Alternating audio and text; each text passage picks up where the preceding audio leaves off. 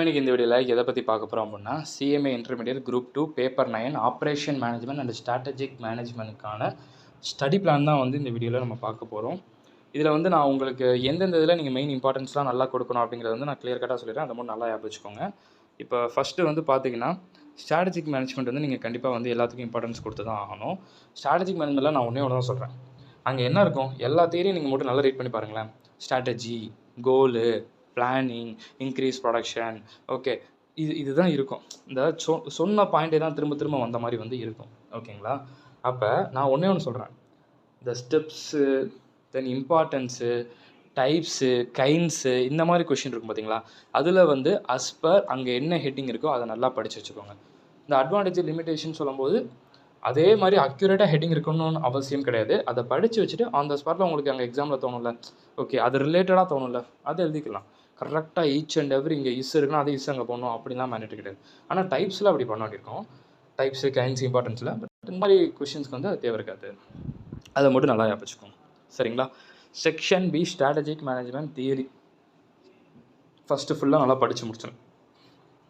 அதை ஸ்மார்ட்டாக புரிஞ்சுக்கிட்டாலே போதும். நான் அதை தான் சொல்ல வரேன். நீங்கள் புரிஞ்சுக்கிறீங்கன்னா அங்கே என்ன சொல்கிறாங்க, இப்போ கோலா, இப்போ இந்த இடத்துல இதை நீ ஃபோக்கஸ் பண்ணோம், அதை நீ ஃபோக்கஸ் பண்ணுறோம், அதை மட்டும் நல்லா புரிஞ்சுக்கோங்க. புரிஞ்சதை வச்சு உங்களுக்கு என்ன தோணுதோ அதை நீங்கள் அந்த ஸ்பாட்டில் அங்கே எழுதுறதுக்கு மட்டும் உங்களுக்கு ஒரு கெப்பாசிட்டி வந்துட்டால் போதுங்கிறத நான் சொல்கிறேன். ஓகே, அவ்வளோதான். அதான் section B strategic management. Okay, that's all. அடுத்து அப்படியே கொஞ்சம் ஸ்க்ரோல் பண்ணி மேலே வரலாமா? செக்ஷன் பியை ஃபுல்லாக நல்லா படித்து முடிச்சுருங்க. எவ்வளோ மார்க் இருக்குது? 40 மார்க் இருக்குமா? ஐ திங்க் 40 மார்க் நினைக்கிறேன். 40 மார்க் இருக்குது. அப்போ 60 மார்க் வந்து பார்த்துக்கிட்டிங்கன்னா இங்கே சம்ஸ் கேட்டகரி வந்து இருக்குது. இப்போ செக்ஷன் ஏல கண்டிப்பாக வந்து ஒரு சம் இருக்கும், சாரி ஒரு தியரி இருக்கும். One word theory. செக்ஷன் ஏல கண்டிப்பாக ஒரு தியரி ஒன் வேர்டு இருக்கும்.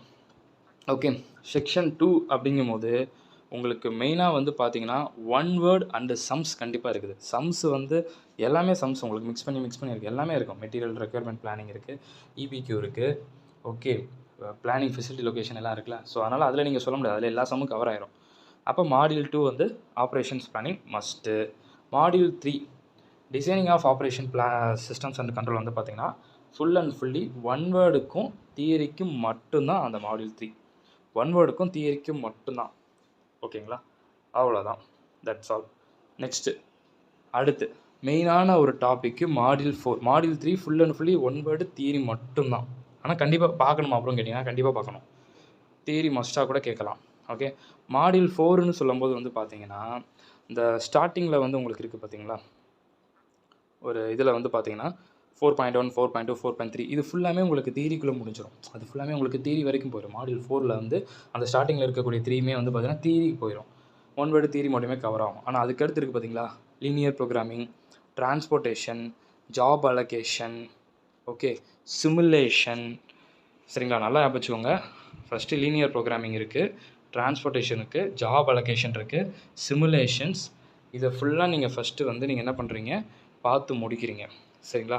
அதை முடித்ததுக்கப்புறம் கடைசியாக வந்து அந்த ஷெடியூலிங் அண்டு கியூவிங்கிற கான்செப்ட் போங்க.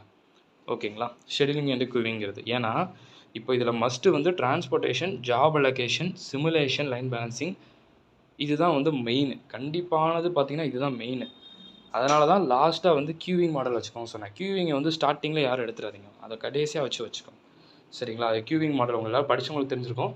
அதில் கியூவிங் மாடல் இருக்குல்ல, அதை கடைசியாக வச்சுக்கோங்க. இந்த லீன் ஆப்ரேஷன் ஜேஐடிங்கிறது ஒரு தியரிட்டிக்கலுக்கு அங்கே யூஸ் ஆகும், அவ்வளோதான். Okay, that's all. அப்போ மாடியூல் 4 தான் இருக்கிறதுல உங்களுக்கு பயங்கரமான ஒரு வெயிட்டேஜ் அப்படின்னா அதுதான். டிரான்ஸ்போர்ட்டேஷன், ஜாப் அலோகேஷன், அப்புறம் இது சிமுலேஷன். சரிங்களா? சிமுலேஷன், லைன் பேலன்சிங், இந்த 4க்கு அடுத்து தான் கியூவிங். இந்த 4 தான் ஃபஸ்ட் இம்பார்ட்டன்ஸ் கொடுத்துட்டு தான் அதுக்கப்புறம் தான் இது. ஓகேங்களா? That's all. அப்போ ஆமாம், லீனியர் ப்ரோக்ராம் இருக்குது, டிரான்ஸ்போர்ட்டேஷன் இருக்குது, ஜாப் அலோகேஷன் இருக்குது, சிமுலேஷன் இருக்குது, லைன் பேலன்சிங் இருக்குது, 5 இருக்குது. இந்த 5க்கு அடுத்து தான் கியூவிங். இந்த 5 முடிச்சதுக்கப்புறம் தான் கியூவிங்கே போகணும். சரிங்களா? அவ்வளோதான். அடுத்து அப்படியே மாடியூல் 5 வாங்க. மாடியூல் 5ன்னு சொல்லும்போது தியரிட்டிக்கல் மேபி கேட்கலாம், ஒன் வேர்டு ஆனால் ஆல்ரெடி கவர் ஆகும். ஓகே, மாடியூல் 6 கண்டிப்பான முறையில் வந்து ஒன் வேர்டு டெஃபினட்டாக சம் இருக்குது. சம் இல்லாமல் இருக்கவே இருக்காது, கண்டிப்பாக சம் இருக்கும் மாடியூல் 6ல். மாடியூல் 7 கண்டிப்பாக சம் இருக்குது, ஒன் வேர்டு இருக்குது. Okay, that's all. அப்போ module 1 full and fully one word தியரின்னு சொன்னேன்னா, மாடியூல் 2 மேபி வேணால் தியரிட்டிக்கல் சொல்லிப்பேன், ஆனால் கண்டிப்பாக வந்து ஒன் வேர்டு அண்டு சம் தான் மஸ்ட்டு சொன்னேன்.